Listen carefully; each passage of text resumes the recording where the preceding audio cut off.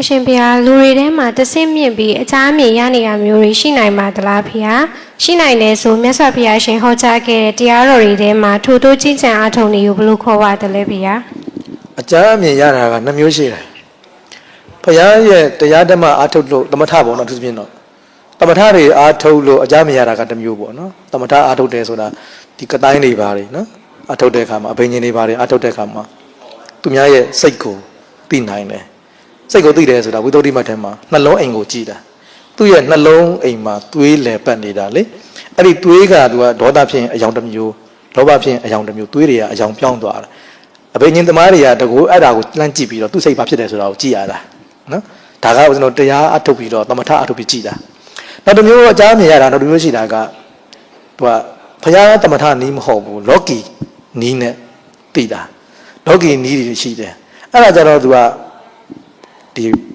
ပရလောကသားတွေအကူကြီးပါတယ်ပရလောကသားတွေကလာပြောပြနေတာနော်သူမျိုးလုံးလေးမှိတ်ပြီးတော့အကြမ်းမြင်ရသူတို့လုံနေတာသူ့အားလာပြောပြတယ်သူကိုလေအဲ့တော့ဘယ်ပုဂ္ဂိုလ်ကဘလို့ဘယ်ကဘလို့သူသိချင်တဲ့ဟာတွေကိုကိုပုဂ္ဂိုလ်တွေကလာပြောပြတယ်ပရလောကသားတွေလာပြောပြတယ်အဲ့လိုမျိုးအကြမ်းမြင်ရတာလည်းတစ်မျိုးရှိပါတယ်နော်အဲ့တော့ဘုရားနေတိုင်းကအကြမ်းမြင်ရတယ်ဆိုတာတော့သမထတွေအားထုတ်ပြီးတော့သူများရဲ့စိတ်ကိုသိတဲ့သဘောပါနော်အဲ့တော့လောကီနည်းနဲ့သိတာကြတော့ပရလောကသားတွေရဲ့အကူကြီးနဲ့သိတာပါတချို့ဆရာတော်တွေရှိတယ်သမထအားမထုတ်တာမဟုတ်ဘူးလောကီနည်းလည်းမဟုတ်ဝိပဿနာအားထုတ်ရင်လည်းကိုသိတာရှိတယ်အဲ့ဒီဆရာတော်တွေကိုစုံစမ်းကြည့်တဲ့အခါကျတော့သူတို့ကိုကြည်ညိုတဲ့ကျောင်းဆောင်နဲ့တွေတစ်ပင်ဆောင်နဲ့တွေကကုညီပေးတာဆရာတော်တွေကတကူနဲ့သိတာမဟုတ်ဘူးနော်ဘယ်တကအရှင်မရနှစ်ပြန်ကြလို့ရှိရင်အရှင်မရစီကိုဘယ်တကကြီးလာမယ်ဖေရဘယ်တကမာကြီးလာမယ်ဖေရဘာလေးကက်လိုက်မယ်ဖေရကြိုတင်လာလျှောက်ကြတယ်သူတို့ကဆရာတော်တွေကကြိုတင်သိထားပြီးပြီနော်နှစ်ပြန်ဘယ်တကကြီးလာတော့မယ်အဲ့တော့